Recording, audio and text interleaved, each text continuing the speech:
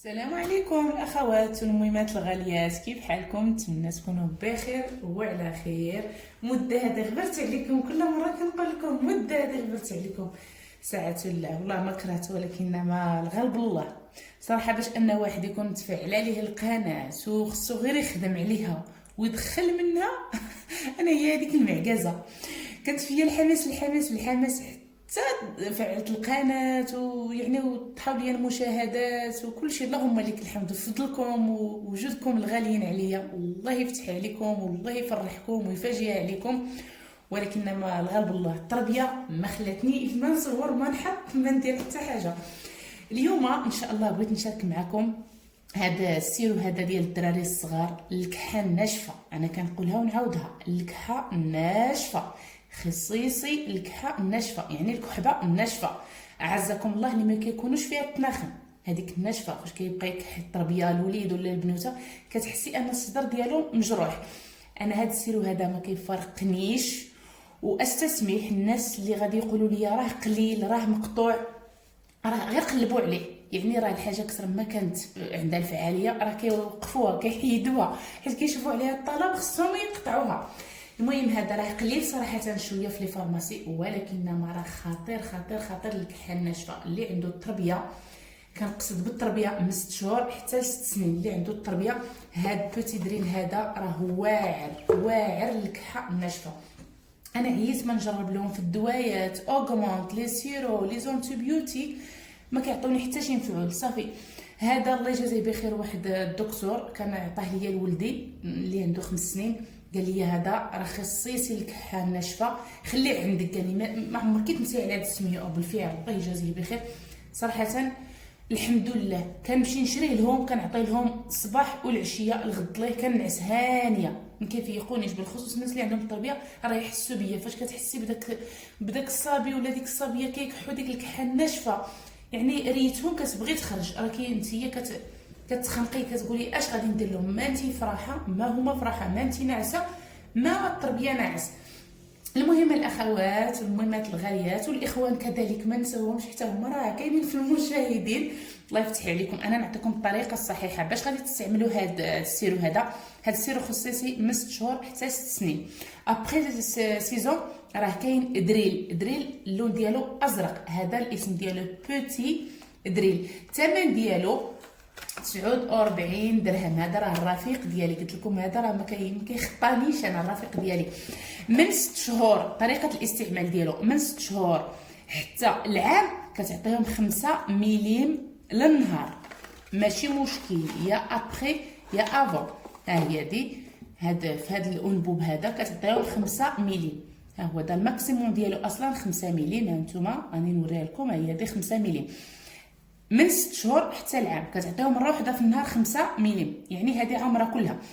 من عام حتى العامين كتعطيهم 2 المرات في النهار، يعني 2 فوا، مره الصباح ومره بالليل. من عامين حتى 6 سنين كتعطيهم من 3 المرات حتى ل 4 المرات في النهار، يعني على حساب الحاله. الا كان الولد يعني صدرو مجروح بزاف كيكح بزاف، عطيه في الصباح، عطيه في 12، عطيه في العصر، عطيه بالليل، ماشي مشكل، يا قبل الماكله يا من بعد الماكله. راه غزال البنات، والله حتى ترحموني عليه بالخصوص في هاد الوقيته هادي. الله يغيثنا الله يرحمنا يا ربي بشي شتيوه اللي ما فيهاش الشتاء، بالخصوص البلايص المناطق اللي ما طاحت فيهم الشتاء، يعني راه كيكون فيها لي ميكروب بزاف كتار، كتكون يعني البيئه ما صافياش ما نقياش. الوليدات الصغار كيتعرضوا بزاف لهاد الكحه هذه، بالخصوص الكحه الناشفه. هذا راه خصيصي الكحه الناشفه.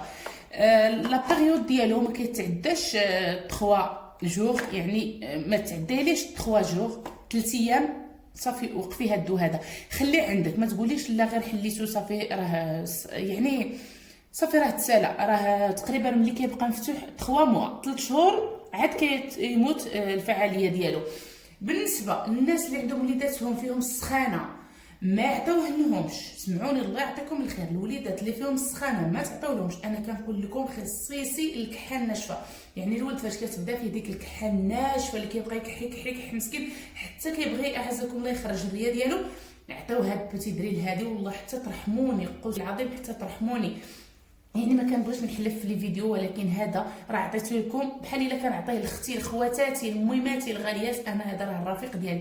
ها هو دا شوفوا تقريبا هادي عندي هنايا نص علبه. انا فاش كنجيبو كنعطيه لوليداتي كلهم، حتى اللي بغات تبدا فيه الكحبه كنعطيه ليه. عندي وليد عام ونص، عندي البنيوته 3 سنين ونص، عندي الوليد 5 سنين. يعني الا خصني نشري حاجه اللي تنفع لي فيهم كلهم، ما نضلش نشري لهذا بوحده ونشري لهادي بوحدها ونشري الاخر بوحدو، لا كنشري حاجه وحده اللي دوز ليا، يعني نشريها دوز ليا الوليدات كلهم، فهمتوني؟ ايوا هذا مكان الغزالات ديالي. بالنسبه الا عطيتيه ليه اكثر من 3 ايام وبقات فيه الكحه زيديه واحد النهار ما فيها بس. ولكن الا رجعت ليه ديك الكحبه، الا رجعت كحبه عامره يعني اعزكم الله فيها التناخم، وقفيه. هذا راه ما كيصلحش للكحبه العامره. ديك الكحبه اعزكم الله اللي فيها التناخم ما تعطيوش هاد البوتيدريل. هذا البوتيدريل راه غادي يزيد يحبس هذوك التناخم، يبقى تعفن في الصدر. انا كنقول لكم خصيصي الكحبه الناشفه، يعني اللي كيبقى يكحي مسكين بعض المرات كيدفل اعزكم الله غير نقيطات ديال الدم في وسط داك الدفال ديالو. هذا راه دقه بطله غادي ترحموني عليه الرحمه التامه. هذا مكان. هنا نعاود لكم طريقه الاستعمال.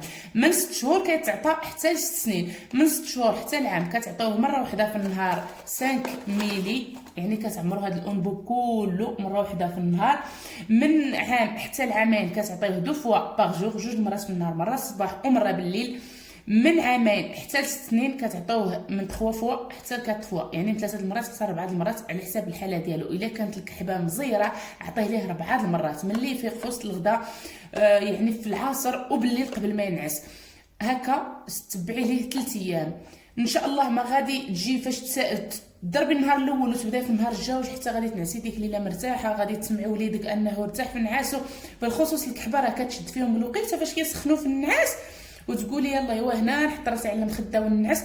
تما فين كتقول لك الكحبه هنا انت لاله مولاتي هايدي تخليها التربيه تنعس، تما كتشدوا ديك الكحبه بنت الحاره كيبقى كحب كحب كحب كحب كحب ما تكحب ما انت ناعسه ما داك الوليد ناعس. والمهمات اللي عندهم التربيه راهم يحسوا بيا راه ما شاء الله، حيت كتفيقي بالليل بداك الوليد ولا بديك البنوته فيه ديك الكحبه ما كتعرفي ما ديري، ما كتمرضي انت اكثر منه.